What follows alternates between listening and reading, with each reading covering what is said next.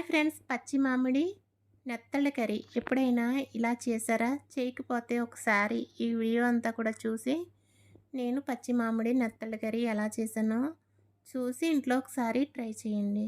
చాలా టేస్ట్గా ఉంటుంది పచ్చి మామిడి నెత్తళ్ళ కర్రీ. నెత్తళ్ళతో కాకుండా చిన్న చేపలు ఏదైనా సరే ఇలా మామిడికాయతో చేసుకుంటే అదేంటో కానీ టేస్ట్ రెట్టింపు పెరిగిపోద్ది మామిడికాయతో ఏదైనా చేసుకుంటే. చింతపండు బదులు ఇలాగా మామిడికాయ వేసుకోండి. ఎప్పుడైనా సరే ఇంట్లో ట్రై చేసుకోండి. నెత్తళ్ళు ముందు క్లీన్ చేసుకోవాలి. ఈ విధంగా నేను వీడియోలో చూపిస్తున్నాను కదా, ఆ విధంగా తెలియని వాళ్ళకి ఇది నేను చూపిస్తున్నాను. నెత్తళ్ళు ఈ విధంగా క్లీన్ చేసుకోవాలి.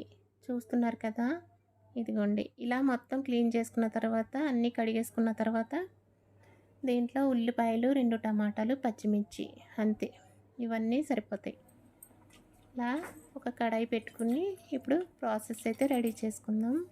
కొంచెం ఆయిల్ వేసుకుని ఇవన్నీ మగ్గించేసుకోవాలి. దీంట్లో కొంచెం కరివేపాకు, అలాగే కొంచెం జీలకర్ర వేసుకున్నాను నేను. ఇవన్నీ కూడా ముందు ఇలాగా ఫ్రై చేసేసుకోండి.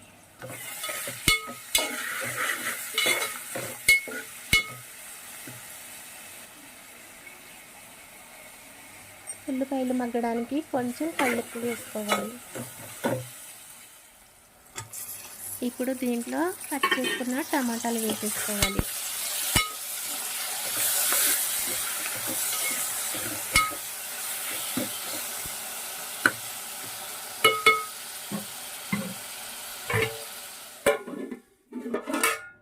ఇప్పుడు కాసేపు మూత పెట్టిన తర్వాత చూసారు కదా, ఇవన్నీ మగ్గిపోయాయి. ఇప్పుడు ఈ టైంలోనే మనం ఈ నెత్తళ్ళన్నీ కూడా వేసేసుకోవాలి. ఇలాగా బాగా క్లీన్ చేసుకోవాలండి, బాగా కడగాలి. ఇవి కడిగేసుకున్న తర్వాత ఇంకోండి ఈ విధంగా వేసేసుకోండి. వేసేసుకున్నాక ఉప్పు, కారం, పసుపు ఇవన్నీ కూడా వేసి కొంచెం మూత పెట్టి వాటర్ పోసేసుకోవడమే.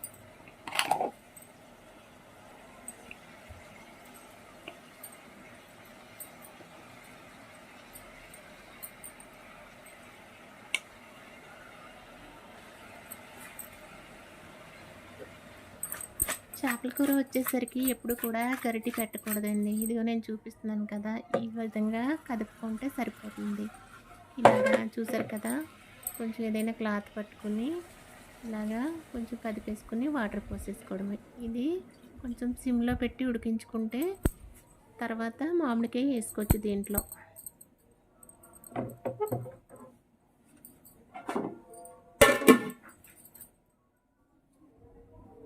ఇప్పుడు మామిడికాయ తీసుకుని ఇలాగా పైన పొట్టంతా చెక్కేసుకోవాలి. చెక్కేసుకుని ముక్కల్లా కట్ చేసుకోవడమే. ఇదిగోండి చూసారు కదా, మామిడికాయ చాలా పుల్లగా ఉంటుందండి, కానీ మొత్తం కూడా వేయకూడదు కర్రీలో. ఎంత పడుతుందో అంతే వేసుకోవాలి. నేను దీంట్లో హాఫ్ తీసుకుంటున్నాను. హాఫ్ అయితే దీంట్లో వేసుకుంటాను నేను, అదైతే సరిపోద్ది. దీంట్లో ఎటువంటి చింతపండు కూడా వాడలేదండి నేను.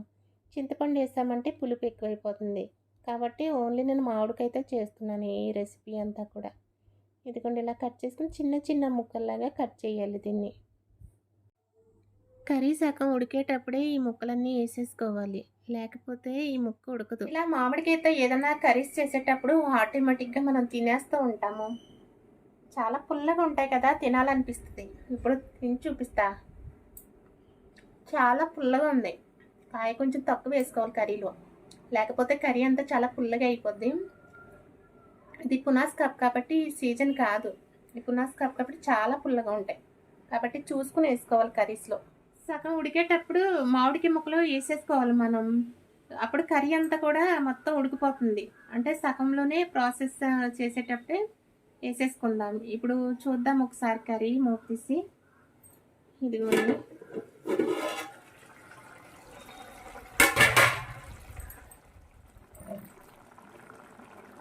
ఈ టైంలోనే ఇప్పుడు ఈ మామిడికాయ ముక్కలు వేసేసుకోవడమే. ఇప్పుడు చూసారు కదా, కర్రీ సగం వరకు అయ్యింది. ఇప్పుడు వేసేసుకుంటే ముక్కలన్నీ ఉడికిపోతాయి. దీంట్లో కొంచెం గరం మసాలా పొడి కూడా ఈ టైంలో వేసేసుకోవడమే, ఎందుకంటే చేపలకి అంతా కూడా పులుపు మసాలా కూడా పడుతుంది కాబట్టి. కర్రీ ఈ విధంగా అయితే రెడీ అయ్యింది. చూసారు కదా ఎంత చక్కగా ఉడికిందో. ఇప్పుడు కొంచెం కొత్తిమీర వేసేసుకోవడమే పైనుంచి. కర్రీ మొత్తం ప్రిపేర్ అయిపోయింది. ఫ్రెండ్స్, మీకు ఈ వీడియో నచ్చినట్లయితే నా ఛానల్ని సబ్స్క్రైబ్ చేయండి, అలాగే లైక్ చేయండి. Thank you for watching. Bye bye.